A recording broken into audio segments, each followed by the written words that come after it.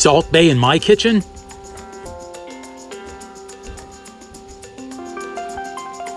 As if I want arm hair in my steak.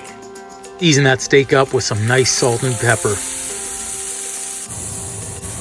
Give that a quick sear, then remove it from the pan. Bit of red wine for a quick deglaze, and add in some Creole butter. That easy recipe is on my channel. Check that out. I'm also adding in onions, garlic, thyme, and rosemary. Put that steak back in the pan and then baste it and baste it and baste it some more. Really kick up your dinner a notch. Add some scallops or shrimp right in that Creole butter as well. Such a delicious, easy steak recipe. Lunch, dinner, anytime, you're gonna be a master chef in your own kitchen. Not a freaking chance. I think that's rested long enough.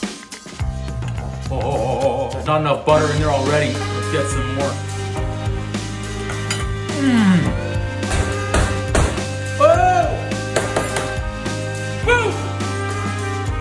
That is so flavorful and spicy. I've used my prepared Creole butter. Out of this world. Creole butter, onions, garlic, a little bit of salt, pepper, rosemary, thyme. That is a spicy steak. That Creole butter is fire.